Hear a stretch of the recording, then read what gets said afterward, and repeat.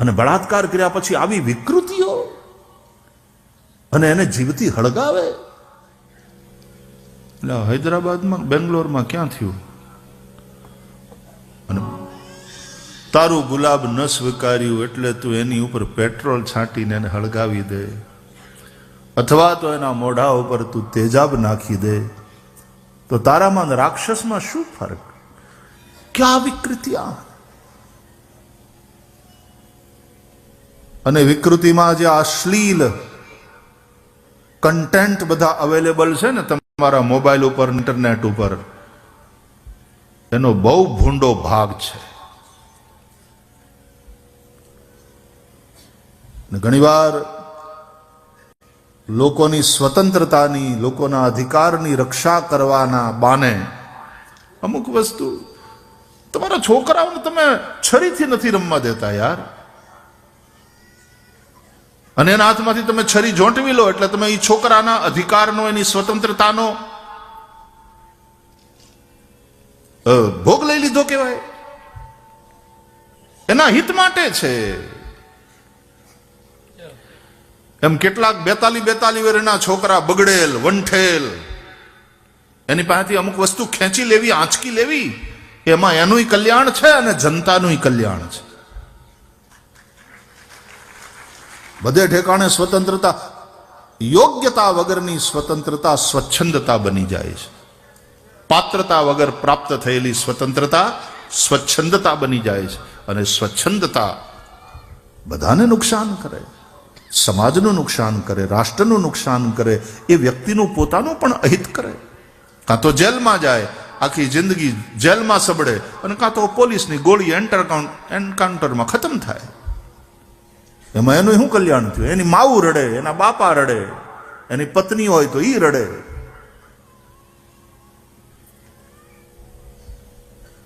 કામ વાસના કે કીડે બનકર,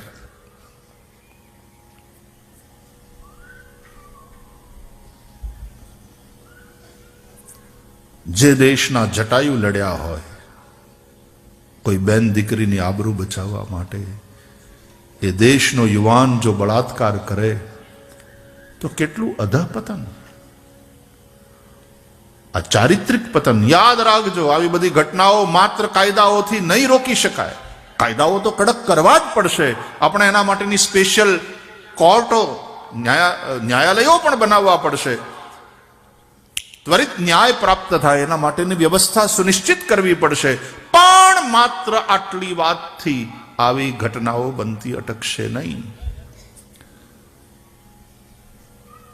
નિર્ભયાના અપરાધીઓ હજી જીવે છે.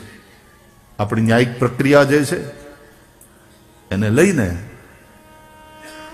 હજી એને સજા નથી થઈ શકી. આમ જુઓ તો સજા ભોગવી રહ્યા છે અંદર. કાયમ ક્યારે મરવાનું થાય, ક્યારે મરવાનું થાય, ક્યારે ફાંસીનો ફંદો આવશે ગળામાં, કાંઈ નક્કી નહીં. ખૂઈ નથી હકતા, હરખું ખાઈ નથી હકતા. એના મા બાપની ઊંઘ ઉડી ગઈ. થાય જ, જે છરીથી રમશે એ છોકરાને વાગશે. એમાં સૌનું અહિત છે. અને એટલા માટે જે મહત્વપૂર્ણ કામ કરવાનું છે એ માત્ર કાનૂન નહીં, કડક કાનૂન એ તો બરાબર જરૂરી છે. શીઘ્રતાથી ન્યાય આપતી ન્યાયપાલિકા એ પણ જરૂરી છે. પણ આવી ઘટનાઓ એનાથી અટકશે નહીં. આવી ઘટનાઓને જો બંધ કરવી હોય તો આવશ્યક છે ચરિત્ર નિર્માણ ઉપર ધ્યાન આપવું. ચરિત્ર નિર્માણ કરો. તકલીફ એ થાય, એ જે છોકરાઓ આવું કરતા હોય ને, નિર્ભયા કાંડ જેવા, એના મા બાપે હકીકતમાં ડૂબી મરવાનો વખત આવે એને માટે કે તમારા છોકરા આવા નપાવટ પાક્યા.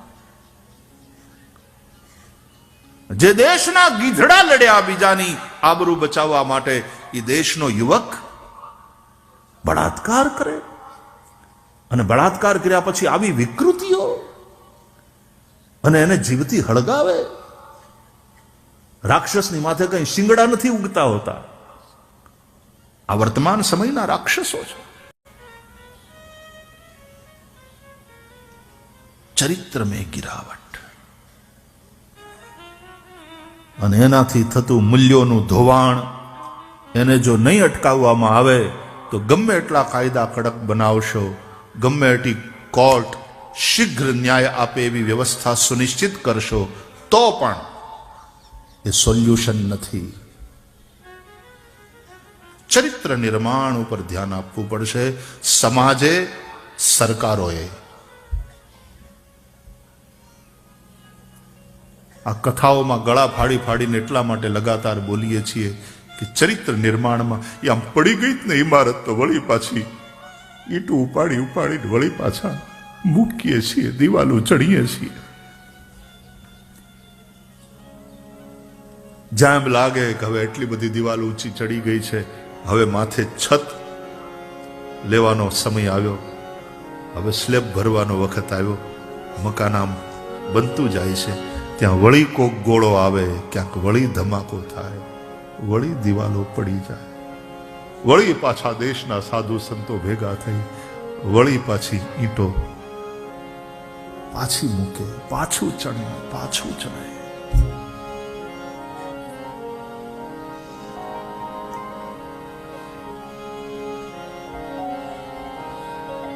સરકારો જાગે, સરકારો સમજે.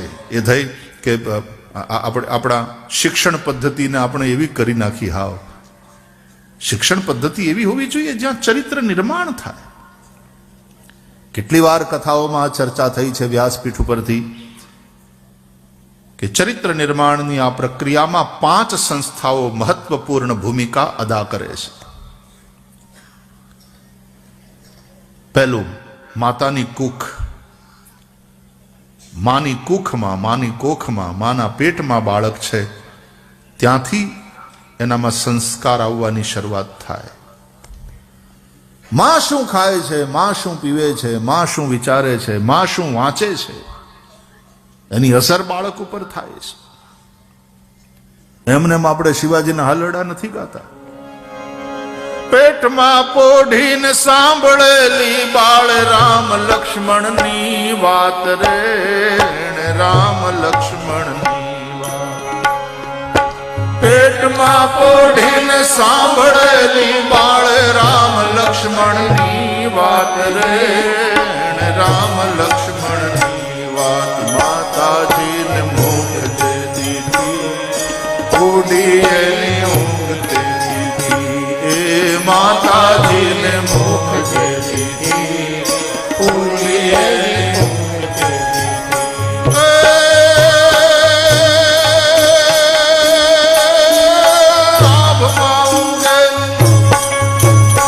આભમાં ઉગેલ ચાંદલો ને જીજાબાઈ ને આવ્યા બાળ રે, જીજાબાઈ ને આવ્યા બાળ. ધણ ડુંગરા ઢોલે, શિવાજીને નિંદ્રા નાવે, માતા જીજાબાઈ ઝુલાવે.